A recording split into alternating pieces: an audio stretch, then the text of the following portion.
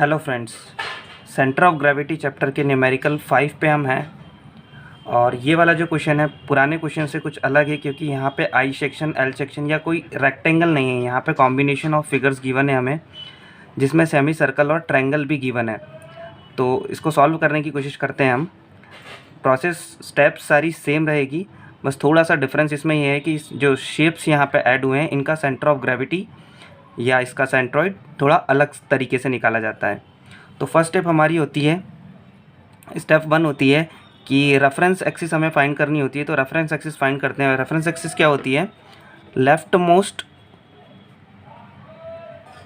Axis and bottom most axis का intersection.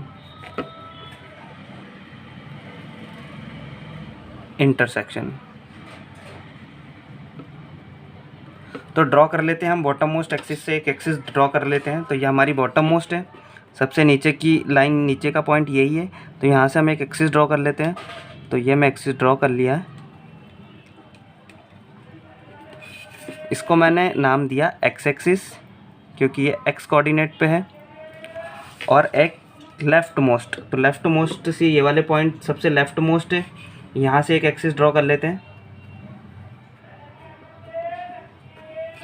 तो इसके इंटरसेक्शन पॉइंट से मुझे मेरा रेफरेंस मिल गया है। क्या है ये? Reference 0,0, REF reference 0,0। सारे डायमेंशंस हम यहीं से कैलकुलेट करेंगे, मतलब ये हमारा ओरिजिन पॉइंट है, यहाँ से हम सारे डायमेंशंस को कैलकुलेट करेंगे। अब सेकेंड स्टेप हमारी है check the symmetry, check for symmetry. तो यहाँ पे इस डायग्राम में हमें कोई सिमेट्री नहीं दिख रही। अगर हम इसे एक्स एक्सिस के अलॉन्ग या वाई एक्सिस के अलॉन्ग डिवाइड करते हैं तो हमें कोई सिमेट्री यहाँ पे नहीं मिलती है। तो हमें क्या करना है, इस सेकेंड स्टेप को हम स्किप करेंगे क्योंकि कोई सिमेट्री नहीं है। अब हम डायरेक्ट थर्ड स्टेप पे आएंगे। तो थर्ड स्टेप पे हमें क्या करना है, इस ज्योमेट्री को डिवाइड करना है। जितने भी मिनिमम पार्ट्स में हम इसे डिवाइड कर पाएँ, मिनिमम शेप्स में इसे हम डिवाइड कर पाएँ। ऑलरेडी डिवाइडेड है, इसको मैं नाम दे देता हूँ 1, इसको मैं नाम दे देता हूँ 2, इसको मैं नाम दे देता हूँ 3। अब यहाँ पे एक थोड़ा सा डिफरेंस है इसको सॉल्व करने में, क्योंकि हमें रेक्टेंगल का सेंट्रॉइड तो हम निकाल लेते हैं। एक्स एक्सिस पे हम इसको यहाँ से डिवाइड कर देंगे, वाई एक्सिस पे हम इसको यहाँ से बीच में से डिवाइड कर देंगे, 2 से डिवाइड करने पे आ जाएगा। बट सेमी सर्कल के केस में और ट्रायंगल के केस में सेंट्रॉइड निकालने का तरीका अलग है। यहाँ पे हमें एक प्री डिफाइंड इक्वेशन गिवन है जिससे कि हम इसके सेंट्रॉइड फाइंड आउट करते हैं। अगर मैं सेमी सर्कल की बात करूँ तो इसका जो सेंट्रॉइड है, यहाँ पे देखेंगे नीचे, इसका जो सेंटर है, इसका जो सेंट्रॉइड है, ये सेंट्रॉइड पॉइंट इसके सेंटर से 4r/3π डिस्टेंस दूर होता है। ये बेस है, ये हमारे सेमी सर्कल का बेस है। बेस से 3r/4π, जहाँ पे r इसका रेडियस है। तो ऐसे फाइंड करते हैं, प्री डिफाइंड है, पहले से हमें डिफाइंड है, पहले से गिवन है। ऐसे ही ट्रायंगल की केस की बात करेंगे तो इसका जो g है ये बीच में नहीं होता, ये h/3 पे होता है। अगर इसकी हाइट h है तो h/3 हाइट पे, बेस से, ट्रायंगल के बेस से h/3 हाइट पे ये हमें मिलेगा। अब अगर हमें ये तो बेस से, अगर मुझे इस पॉइंट से इस g की डिस्टेंस निकालनी है तो कैसे निकालेंगे? तो ये टोटल r है, टोटल डिस्टेंस r है, r माइनस 4r/3π कर दूंगा तो मुझे ये वाली डिस्टेंस यहाँ से लेके यहाँ तक की डिस्टेंस मिल जाएगी। तो एज़ पर क्वेश्चन हम ये चीज़ें फाइंड करेंगे। बस ये याद रखना है हमें, क्योंकि ये प्री डिफाइंड फॉर्मूला समझ लो, वैल्यूज समझ लो। जैसे हम एरिया ऑफ ट्रायंगल लगाते हैं, एरिया ऑफ सर्कल लगाते हैं, वैसे ही कुछ प्री डिफाइंड वैल्यू है सेंट्रॉइड फाइंड करने की या सेंटर ऑफ ग्रेविटी फाइंड करने के लिए। एरिया ऑफ सर्कल, यहाँ पे हमें एरिया ऑफ सर्कल की ज़रूरत पड़ेगी, तो वो भी हम देख लेते हैं। एरिया ऑफ सर्कल क्या होता है? πr², लेकिन ये सेमी सर्कल है तो आधा हो जाएगा, तो πr²/2। एरिया ऑफ ट्रायंगल, ये एक इक्विलेटरल ट्रायंगल है या राइट एंगल इक्विलेटरल ट्रायंगल इसे बोलेंगे। तो इसका एरिया हमें कैसे लेना है? 1/2 बेस इंटू हाइट। तो ये सारी चीज़ें हम यूज़ करने वाले हैं। फोर्थ स्टेप में हमें ये फार्मूला है, इसमें सारी वैल्यूज़ को पुट करना है, जैसा कि हम अभी तक के क्वेश्चंस में करते आ रहे थे। तो इसके पहले हमें ये सारी वैल्यूज़ को फाइंड आउट करना होगा, तो 1 बाय 1 फाइंड आउट करते हैं। फिगर 1 की बात करते हैं। फिगर 1 में हम सबसे पहले A1 निकालेंगे, एरिया 1। एरिया 1 कैसे निकालेंगे? Length into breadth. So 100 multiply by 25 mm distance, तो ये हो जाएगा 2500 mm²। सिमिलरली हम सेमी सर्कल के केस में निकालेंगे, जिससे कि हमें A2 एरिया मिलेगा। ये होता है पाई बाय 2 आर स्क्वायर, तो ये हो जाएगा, ये इसका रेडियस है 25 का स्क्वायर, ऐसे भी ले सकते हैं। ये यहाँ से लेके यहाँ तक जो वेट सॉरी ये वाला जो डिस्टेंस है ये डायग्राम में 50 गिवन है, हमने गलत लिख लिया, 50 गिवन है। तो यहाँ से इसको हम ऐसे भी ले सकते हैं, ये डिस्टेंस पूरा 50 है, तो 50 ये डायमीटर हो गया और इसका आधा करेंगे तो 25, तो रेडियस आ गया। तो हम इसे भी कैलकुलेट कर लेंगे, कैलकुलेट कर लेते हैं इसे, कितना आएगा 25 का square 625 multiply by pi divided by 2, यह आया 981.7 mm²।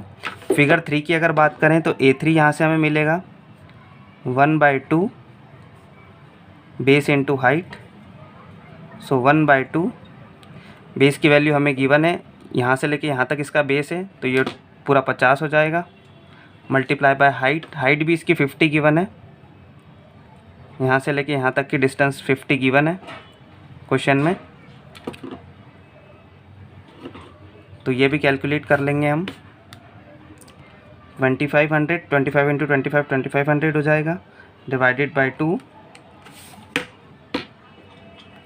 1250 mm²। नेक्स्ट हम निकालेंगे x1 की वैल्यू। x1 की वैल्यू कैसे फाइंड आउट करेंगे, तो हमारा यहाँ पे x एक्सिस कहाँ पे है, अगर डायग्राम 1 की बात करूँ तो ये मेरा डायग्राम 1 है, अगर इसमें x एक्सिस की बात करूँ तो इसकी x एक्सिस ये वाली है, यहाँ इस पॉइंट से लेके इस पॉइंट तक। अगर मैं x1 की फाइंड करूँ, x1 की वैल्यू, x1 मतलब क्या है सेंट्रॉइड, तो इसका सेंट्रॉइड क्या होगा, मतलब इनके बीच में आएगा, मतलब 100 divided by 2, 100 divided by 2 plus, यहाँ पे प्लस करना पड़ेगा क्योंकि ये जो डिस्टेंस है यहाँ तक की जो डिस्टेंस है जिसे हम 50 बोल रहे हैं, 100 डिवाइडेड बाय 2, ये तो यहाँ से लेके यहाँ तक की डिस्टेंस है, लेकिन मुझे यहाँ से लेना है तो ये 25 इसमें और जुड़ेगा, ये जो डिस्टेंस है 25, ये 25 इस 50 में और जुड़ेगा, तो यहाँ पे 25 जोड़ देंगे हम। ठीक है, अब x2 की वैल्यू फाइंड आउट करते हैं हम। तो x2 की वैल्यू फाइंड आउट करने के लिए हमें फिगर नंबर 2 पे जाना पड़ेगा। फिगर नंबर 2 ये वाला हमारा फिगर नंबर 2 है, सेमी सर्कल। और सेमी सर्कल के केस में अगर एक्सिस की बात करेंगे, x2 की वैल्यू फाइंड करना है तो x एक्सिस ये वाली होगी, और इसमें अगर मैं इसके सेंट्रॉइड फाइंड आउट करने की बात करूँ तो इसका सेंट्रॉइड यहाँ कहीं होगा, कहाँ पे होगा, यहाँ पे इसका सेंट्रॉइड होगा इस पॉइंट पे, और यहाँ से लेके मुझे यहाँ तक की डिस्टेंस पता है, ये डिस्टेंस कितनी होती है 4r/3π, बट मुझे इसकी वैल्यू की ज़रूरत यहाँ से यहाँ तक की ज़रूरत नहीं है, मुझे यहाँ से लेके इस पॉइंट तक की ज़रूरत है, मतलब इधर वाली साइड की ज़रूरत है। तो मैं कैसे निकाल सकता हूँ इसे, ये टोटल 25 है और 25 में से अगर मैं ये वाली डिस्टेंस माइनस कर दूँ तो मुझे ये वाली डिस्टेंस मिल जाएगी। सिमिलरली यहाँ पे मैंने जैसे बताया था कि मुझे यहाँ से लेके यहाँ तक की डिस्टेंस की ज़रूरत है, बट मुझे ये वाली पता है 4r/3π, तो मैं ये वाली डिस्टेंस कैसे निकाल सकता हूँ, तो ये वाली डिस्टेंस में टोटल डिस्टेंस r में से अगर इसको माइनस कर दूंगा तो ये डिस्टेंस मुझे मिल जाएगी। तो टोटल डिस्टेंस कितनी है मेरी, r है, r माइनस 4r/3π कर दूंगा तो मुझे ये वाली एक्सिस्टेंस मिल जाएगी, ये वाली डिस्टेंस मुझे मिल जाएगी, यही मुझे फाइंड करना है। तो सिमिलर केस में हमने ऐसा किया, यहाँ पे टोटल डिस्टेंस 25 है, 25 में से 4r/3π माइनस कर दिया तो मुझे x2 की वैल्यू मिल गई, कैलकुलेशन कर लेना। नेक्स्ट हम x3 की वैल्यू फाइंड आउट करते हैं। तो x3 की वैल्यू फाइंड आउट करने के लिए हमें फिगर नंबर 3 पे जाना पड़ेगा। फिगर नंबर 3 पे मैं x कोऑर्डिनेट सर्च करूँ तो x में ये यहाँ से लेके यहाँ तक गया है, तो ये टोटल डिस्टेंस कितनी है, ये टोटल डिस्टेंस मेरी 25 और 25 50 है। तो इसका सेंटर कहाँ पे होगा, इसका सेंटर कहाँ पे होगा, इसके बीच में होगा, बीचों बीच में होगा। तो ये डिस्टेंस कितनी है 25 है, इस पॉइंट से लेके इस पॉइंट तक की डिस्टेंस कितनी है 25 है। लेकिन ये तो ट्रायंगल की डिस्टेंस हो गई, ट्रायंगल का सेंट्रॉइड हो गया, लेकिन मुझे कहाँ से चाहिए, मुझे रेफरेंस एक्सिस से चाहिए, मेरा रेफरेंस पॉइंट ये रहा। तो ये डिस्टेंस भी मैं ऐड करूँगा। ये डिस्टेंस कितनी है, तो ये डिस्टेंस कितनी है, ये 25 और यहाँ से लेके यहाँ तक की डिस्टेंस 50 मुझे क्वेश्चन में गिवन है। तो 50 और 25 75 और ये 25 और, तो यहाँ पे मुझे टोटल डिस्टेंस आ गई 100। कैसे आई, 25 प्लस 50 प्लस 25, 25 ये वाली, 50 ये वाली और 25 इसके बीच से। तो यहाँ से मुझे टोटल डिस्टेंस मिल गई। तो ये कितनी हो गई? 100 mm। नेक्स्ट हम y1 की वैल्यू फाइंड आउट करेंगे। y1 की वैल्यू कैसे फाइंड आउट करेंगे? y1 के लिए हम फिगर नंबर 1 में जाएंगे। नंबर 1 में हम y एक्सिस देखेंगे। तो फिगर नंबर 1 में y एक्सिस ये वाली है, इस पॉइंट से लेके यहाँ तक ये y है और ये टोटल 50 mm है। तो इसका सेंटर कहाँ होगा? 25 पे। और क्योंकि हम रेफरेंस से देख रहे हैं तो रेफरेंस से सेंटर 25 डिस्टेंस, तो डायरेक्टली लिख सकते हैं हम इसे 50 डिवाइडेड बाई 2, 25 mm।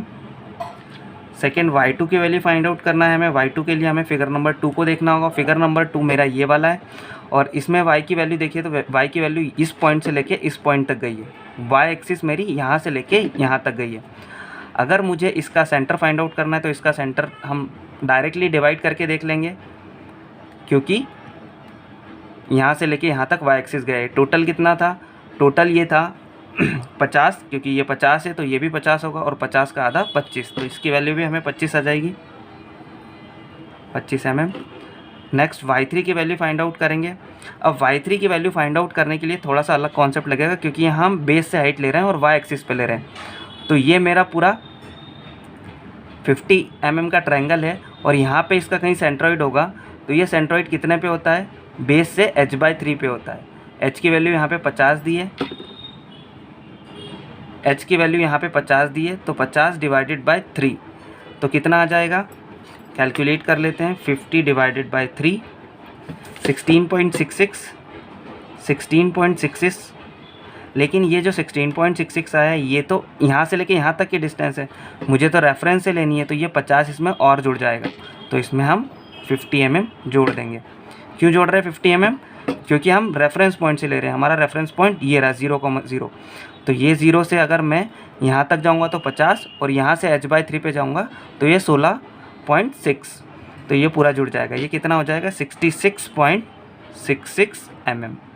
अब हमारे पास a1, a2, a3, x1, x2, x3, y1, y2, y3 सभी की वैल्यू हम डायरेक्टली पुट ऑन कर देंगे इन इक्वेशंस में और x बार और y बार की वैल्यू फाइंड आउट करेंगे। a1 की वैल्यू क्या है? 2500। x1 की वैल्यू क्या है? 75 प्लस a2 की वैल्यू क्या है? 981.7। x2 की वैल्यू क्या है? 14.38। a3 की वैल्यू क्या है? 1250। x3 की वैल्यू क्या है? 100 divided by a1 plus a2 plus a3, 2500 plus 981.7 plus 1250। Calculate करने के बाद, कैलकुलेशन खुद से करना, कैलकुलेट करने के बाद जो आंसर आएगा वो आएगा 71.1 mm। ऐसे ही हम y बार की वैल्यू फाइंड आउट करेंगे, पुट करेंगे। a1 की वैल्यू यहाँ पे 2500 है, multiply by y1 25। Next a2 की वैल्यू 981.7 सॉरी, a2 की वैल्यू y2 की वैल्यू है 25 प्लस a3 की वैल्यू है 1250, y3 की वैल्यू है 66.6 divided by summation of areas 2500 plus 981.7 plus 1250। यहाँ से हमें y बार की वैल्यू मिलेगी। y बार की वैल्यू कैलकुलेट करना, कैलकुलेशन के बाद जो y बार की वैल्यू मिलेगी वो हमें मिलेगी 32.2 mm। तो यहाँ से हमें सेंट्रॉइड इस कंबाइंड फिगर का मिल गया। क्या है सेंट्रॉइड? 71.1, 32.2 mm। अगर डायग्राम में दर्शाने की बात करें तो डायग्राम में भी हम इसे शो कर सकते हैं 71.1। तो 71.1 कैसे होगा? x एक्सिस पे है तो x एक्सिस पे 25, ये 25 में अगर हम 50 जोड़ें तो 75 होगा, तो 75 यहाँ कहीं आ रहा है, लेकिन हमें 75 पे नहीं जाना, हमें कितने पे जाना है 71, तो 71 यहाँ कहीं होगा इस पॉइंट के अलोंग। तो यहाँ से हम एक रेफरेंस एक्सिस खींच देते हैं।